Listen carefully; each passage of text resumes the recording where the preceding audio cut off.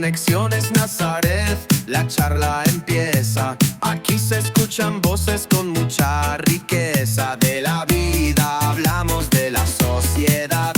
Invitados traen historias de verdad. Conexiones, vaya y ven a escuchar. 4 pasos para el frente, no dejes de girar. De historias vividas vamos a aprender. Con el ritmo en el alma nos vamos a encender. Hola, muy buenas comunidad, sean bienvenidos a un nuevo episodio de Conexiones Nazaret. Yo soy Matías Chaverra. Y yo soy el profe Marlon Muñoz y hoy tenemos como invitada a Liz Builes, una persona muy especial y carismática de nuestra institución. Liz, bienvenida, buenos días. Muy buenos días, muchas gracias por la invitación. Bueno, Liz, tú como bibliotecóloga de este colegio, ¿cómo has decidido tener ese trabajo tan inusual, no tan común pues? ¿Qué te decidió a enmarcarte en ser bibliotecóloga? Mis inicios para llegar a la bibliotecología radica desde que era niña. En mi casa existía un baúlcito con libros y de esas cosas que cada tanto me ponía a organizarla. Pero eran libros donde había, en esa época, era que marxismo, que las historias bíblicas, algunos cuentos, pero a mí me encantaba organizar. La lectura siempre ha estado al lado mío, siempre he tenido la costumbre desde niña de leer, de los libros que me llegaban, mis cuenticos. Recuerdo mucho Caperucita Roja, fue uno de los primeros libros que me regalaron. Y poco a poco, en el transcurrir pues como de mi crecimiento, los libros me iban llegando. Siempre veía títulos, me prestaban, leía. Una tía manejaba muchos libros, entonces siempre iba y buscaba. Hasta que llegó la universidad, no sabía que existía bibliotecología hasta que lo vi en el pensum de la Universidad de Antioquia y yo dije, ve, por aquí puede ser. Y también me ayudó mucho esa decisión cuando fui alfabetizadora, que alfabeticé en la biblioteca Marco Fidel y yo miraba todo eso y yo, ay, tan rico saber cómo se maneja, porque esto así, se me creó esa inquietud. Llego a la universidad, llegó esa opción, aunque fue segunda opción, pasé y desde eso me enamoré de la bibliotecología. Hoy es un capítulo como todos pues de manera muy abierta siempre lo expreso y es que es bien especial tanto por los invitados pues, pero también por la temática, en un mundo, Liz y Mati, donde estamos en un cambio generacional constante y todo el tiempo dentro de ese desarrollo global entran tecnologías. A veces la lectura y la literatura y todos sus afines al conocimiento migran como ese gran templo que conocemos como biblioteca. Entonces, hoy es un día donde podemos literalmente exhortar de manera abierta la importancia que tiene la lectura en una sociedad como la nuestra, en un cambio generacional como el que estamos viviendo y sobre todo cómo también transformar esas visiones que se tiene sobre la biblioteca, porque si bien, por ejemplo, dentro de los templos religiosos, en el templo religioso se alberga esa espiritualidad hacia la fe, en la biblioteca funge como ese gran cofre que alberga esas ideas que trascienden sobre el tiempo, entonces también se convierte como en ese gran templo, pero del saber humano. Y Liz, como bibliotecóloga, puede fungir como ese rol de guarda del conocimiento, ¿cierto? Como de aquella que atesora ese conocimiento, que lo cuida, que lo organiza, que hace que ese conocimiento permanezca y que esté ahí como al alcance de todos, no importa las edades, porque pues como podemos evidenciar el trabajo de Liz durante la institución, ha sido que la biblioteca se convierta y se reconstruya dentro del espacio institucional como un espacio perteneciente a la institución y no como a ese rincón olvidado donde están estantes y libros, sino donde de verdad se nada en ese mar de conocimiento que hay. Es que en este momento, digamos que la concepción de la bibliotecología cambió, digamos, la forma, pero no la esencia. Nosotros ya no somos guardianas del conocimiento, sino dinamizadores del conocimiento. ¿Sí? En este mundo global de redes, todo eso, en eso estamos trascendiendo a eso. A mí siempre me preguntan, no, que es que esa carrera está para desaparecer. Vuelvo y repito, la forma está desapareciendo, más no la esencia. Nosotros somos administradores de la información y la información siempre está. ¿Qué nos toca a nosotros? Es ir a la vanguardia para saber cómo se está presentando la información, saber cómo encontrarla y dinamizar con los usuarios para que la encuentren más fácil y que sea eficaz esa información. O sea, que vayamos a desaparecer, todavía no, la información está en toda parte. Sí, la idea es como llevar toda esta información, la lectura como general, sea en físico o digital, a más personas. Ahora mismo pues lo importante sería llevarlo a la juventud. Yo mismo he evidenciado cómo gran parte de mis compañeros realmente no se están dedicando a la lectura. Tú como dinamizadora, ahora mismo el conocimiento que yo he podido ver esa transformación de la biblioteca y cómo hay más gente dispuesta a leer libros, ¿qué técnicas o qué has hecho como para que la biblioteca se haya reformado en nuestro colegio? Bueno, en este momento la primera etapa fue la parte física, reorganizando espacios, haciendo inventario, mirando qué tenemos. Luego de que terminemos, que todavía estamos, digamos, finalizando esa parte, ya entra la promoción de lectura, que es donde iniciamos con actividades acordes como a todas las edades, a todos los grados, para dar ese granito de arena para que se entusiasmen con la lectura. A mí me dicen que es que la juventud de ahora no lee. Sí leen. Es más, la parte editorial está más disparada que nunca. Simplemente que los estudiantes no leen lo que les ponen en el colegio, ¿cierto? ¿Por qué no? Porque en el colegio, digamos que por las estructuras, por los contenidos que se deben manejar, pues deben de conocer los clásicos literarios, porque para el ICFES se deben preparar con ese tipo de textos, porque es lo que por lo general preguntan. Entonces, es saberlos guiar con este tipo de lecturas, contextualizar, es una lectura guiada, no dejarlos solos a ustedes. ¿Por qué? Estos clásicos son, digamos, de lo que se ha escrito es lo mejor que se ha escrito. Por eso es clásico, por eso continúa. Simplemente que la dinámica de lectura cambió. ¿Por qué? Porque ahorita la inmediatez es lo que nos envuelve. Y estos libros son de mucha descripción, mucho detalle. Y los pelados no tienen esa paciencia para leerlo. Por ejemplo, hace poco tú y yo tuvimos una conversación que me decías, pero es que Liz, en este libro de… Dr. Jekyll y Mr. Hyde. Es que mire, describen mucho una casa con un árbol en una esquina. Y yo sí, son muy descriptivos. ¿Por qué? Hay que mirar la época en que fue escrita. Era la única manera de visualizar. Exacto, en esa época no había televisión, en el siglo XIX, pues, que televisión, que en la luz, bueno, todas estas cuestiones, pues no estaba. ¿Cuál era el medio para uno conocer el mundo? Los libros.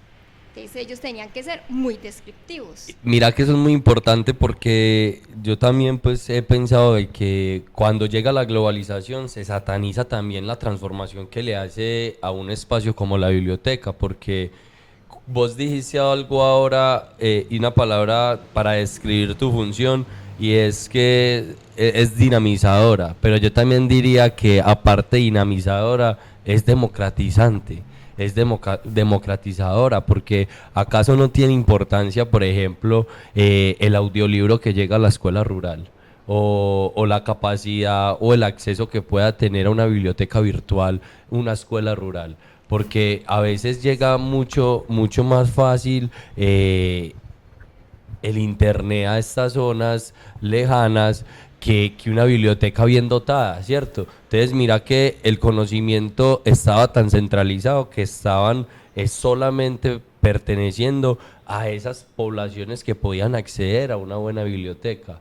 Ya con el mundo de la globalización, la llegada del internet, no es que empiece a afectar o a destruir la imagen o la esencia propia de la biblioteca, sino más bien empieza a mutar ese espacio sagrado físico y empieza a expandirlo, porque creo que lo que hace esta nueva generación tecnológica es que también hace que se expanda ese conocimiento, que llegue a puntos donde de pronto por la dificultad, el abandono estatal, por la desigualdad, por la inequidad, por múltiples cosas que carcomen el país a diario, no puedan tener un acceso a un clásico, por ejemplo, y que pueda, y que también eso hace parte de que quienes acceden a las obras clásicas, quienes acceden a esos grandes literatos, aquellos que tienen la capacidad para llevarlos en físico, porque no es barato. No son baratos. Es que es más, eso ha sido un proceso largo. Antes solamente, digamos, en las bibliotecas estaban en los grandes monasterios, solamente gente privilegiada podían acceder a los libros, eso no era información para todo el mundo. Nadie podía entrar, eso era, por eso digo que se ha ido cambiando la estructura, porque antes entrar, o sea, usted tocar un libro, eso era imposible para la persona, para el pueblo, eso no podía ser. En cambio, eso era privilegiado. Ahorita, aunque estamos en esta apertura, todavía se tiene esa idea de que los lectores, los grandes lectores, todo eso, son esas personas eruditas, no es para cualquiera, y todavía se ve eso. Entonces, y tienden mucho también a estigmatizar, por ejemplo, la literatura juvenil. Es que eso no sirve, simplemente porque no estás leyendo un clásico. Todo eso es un bagaje. En la medida que vamos leyendo, vamos llegando a los textos complejos, pero todavía se ve esa parte. Y yo creo que también, perdón Mati, que existe también algo muy interesante, y es que no solo se ha transformado el acceso a la información, sino que el espacio mismo. Por ejemplo, usted entrar a una biblioteca, yo lo cuestionaba esta semana, porque el silencio ya no es una esencia habitual del espacio como biblioteca, ya no es esa norma estructurante que para usted entrar a una biblioteca haga de cuenta que usted cerró con su brochecito y ya usted no puede hablar. No, ya es un espacio donde converge literalmente el ruido, pero ese ruido ameno que va con el conocimiento, literal. Entonces ya no es un espacio silencioso, sino que es un espacio lleno de ruido, pero ruido de conocimiento académico, que crea, que forja, y que eso también sea por esas nuevas generaciones que van y lo visitan, porque la biblioteca funge como un estructurante social, ¿cierto? Y que a medida que la sociedad se transforma, pues este espacio también va transformándose y mutándose con la misma sociedad. Se volvió un espacio de encuentro. Y es más, las grandes bibliotecas ya tienen espacios de estudio. O sea, usted necesita estudiar, vea, allá está su cubículo, métase allá. Porque si no necesita ruido, vaya allá. De resto, las bibliotecas son un espacio de conversación, de encuentro, o sea, dinamizar esa lectura, compartir lo que estamos leyendo. Entonces, por eso digo, ¿qué es que no se habla? Sí se habla, pero con, digamos... Con respeto a los demás. Exacto, pero no es un sitio ya silencioso. Esa época ya pasó, ya hay que conversar. Claro, se puede de alguna manera fomentar a los demás la información sencillamente transmitiéndola. Exacto. Sencillamente compartiendo, ay, es que me gustó este libro, ay, ta. Con eso sencillamente la gente se anima más a leer y se interesan y comparten ideas, debaten. Exacto, entonces empiezan con un dato y uno empieza a hablar y por lo general otro que por allá está escuchando Eso es lo que me encanta, da su opinión y empieza a interactuar y se empieza poco a poco a formar como ese círculo donde todos van dando su aporte. Eso es lo que es hoy en día la biblioteca. No, y que también termina siendo un espacio que no puede desaparecer y que obligadamente o de manera obligatoria es imposible que desaparezca. Porque, por ejemplo, ahora que hablamos tanto de globalización, de internet, de viralización, también estamos en un mundo de fake news, por ejemplo, de noticias falsas, de viralidades cortas, pero literalmente creadas y escenificadas por la misma sociedad. La biblioteca se vuelve ese espacio literalmente como ese acto de fe a la veracidad, a la verdad. Porque si en internet dudas de una información, en la biblioteca vas a tener una certeza total. Entonces mira que también se vuelve un espacio de verdad, de conocimiento y de encuentro. Y que es un espacio que pues alienándolo dentro de todas las dinámicas sociales, pues es una dinámica que se debería encontrar, ¿cierto? Y que también usted con su rol, Liz, hace que se haga esa lucha constante como con la fake news, como con la pregunta siempre increpadora, por así decirlo, de ¿esto es verdad? ¿No es verdad? Es que ese es el reto que nosotros tenemos. Cuando nos piden información, la credibilidad de nuestra profesión está en entregar lo que tú necesitas de una forma ágil, veraz y oportuna. Entonces, nosotros no nos podemos dar el lujo de buscar, por ejemplo, en internet, y lo primero que apareció, esto es, a nosotros nos toca constatar que esa información sí sea, o sea, miramos varias partes, tenemos que mirar qué tipo de páginas vamos a entrar, cómo va a ser, eso no es tan así como se dice. Por ejemplo, es que como ya está en internet, entonces ya no sirve la labor de nosotros. Yo, ¿cómo que no? Ahí es donde más entramos nosotros a enseñarte a encontrar la información que sí es la que necesitas. Porque internet y a procesarla. Sí, eso está plagado de todo, o sea, usted en internet encuentra de todo y de todos los estilos, pero realmente ¿qué es lo que tú necesitas? Ahí entramos nosotros a ayudar. No, y es bien interesante también, por ejemplo, como lo decía Borges, por ejemplo, ahí hablo yo de no satanizar tanto como esa transformación que ha venido sufriendo la biblioteca, porque siento que es una satanización o un desesperanzamiento constante en cuanto a la desaparición de estos espacios, y creo que no, porque como decía Borges, el paraíso es una biblioteca, pero ahora tiene wifi. Y es real, o sea, las posibilidades que da el acceder al conocimiento. Es algo así como cuando se crea la imprenta. Cuando se crea la imprenta es donde se empieza a distribuir el conocimiento a gran magnitud en los grandes territorios, y ahí es donde se empieza a hablar de verdad de una movilización del saber, y que eso es lo que ha construido sociedad. Entonces, mire que también es un complemento para la sociedad, y no simplemente es que la biblioteca va luchando contra la globalización, al contrario, se va apoyando de la globalización para... Vamos fluyendo. Exacto, para lograr ese objetivo, que es que llegar al otro en conocimiento, en idea. Entonces, ahí hago yo mucho como ese paralelo y ese énfasis en que si bien hay un ritual de fe en la religión de ir a misa todos los domingos, ¿por qué no peregrinar también el conocimiento? ¿Por qué no darnos la oportunidad? Y esto queda como invitación para los presentes y los que nos ven desde casa, de que se peregrine el conocimiento. ¿Cómo así? De que tengamos y adoptemos un ritual de al menos irnos a dar la oportunidad de visitar una biblioteca, de ir a encontrar ese título que nos mueva, que nos pueda decir, uy, desde que yo leí este libro cambió mi vida.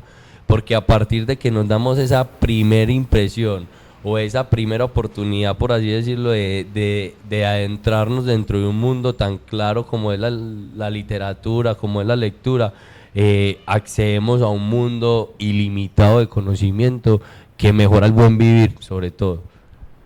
Claro, es importante sobre todo a los más chicos empezarles con esto. Sería muy bueno y muy importante para nuestra sociedad empezar a inculcar esto desde pequeños.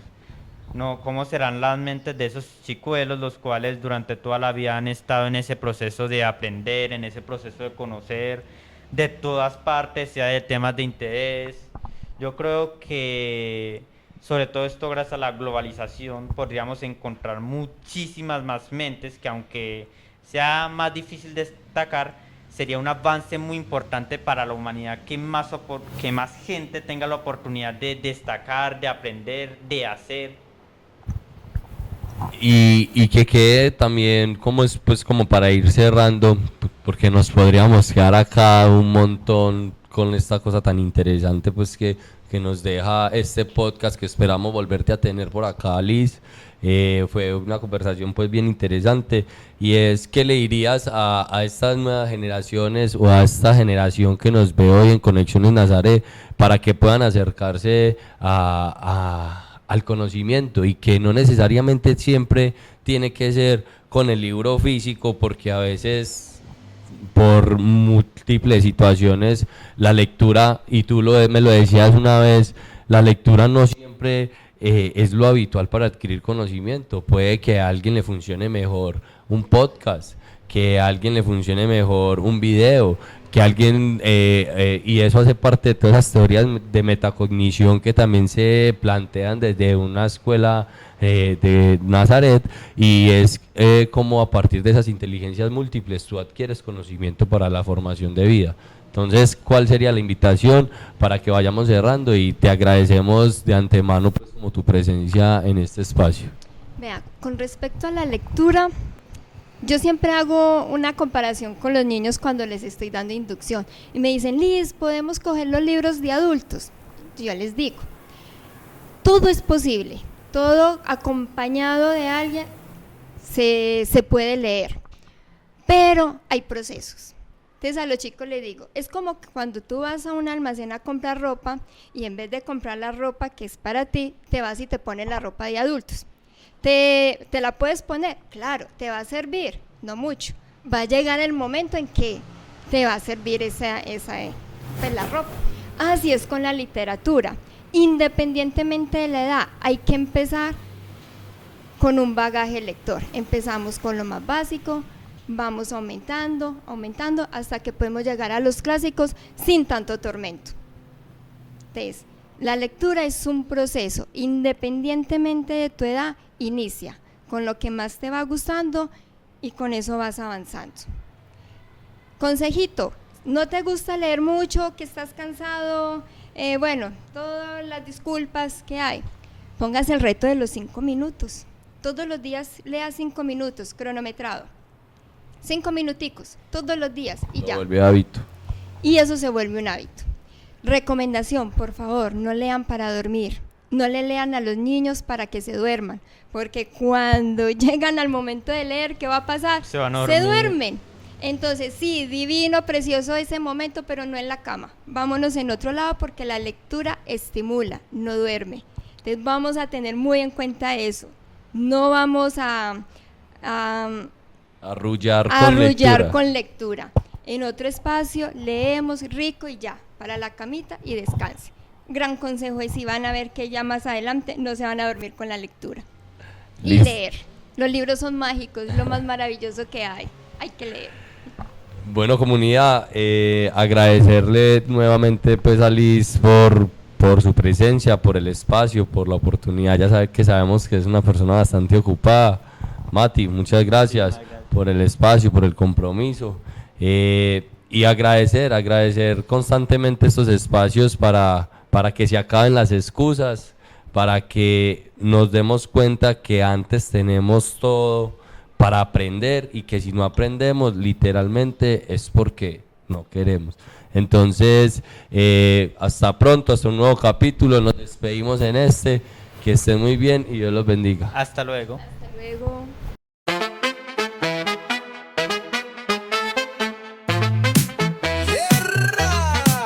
En Conexiones Nazaret, la charla empieza. Aquí se escuchan voces con mucha riqueza.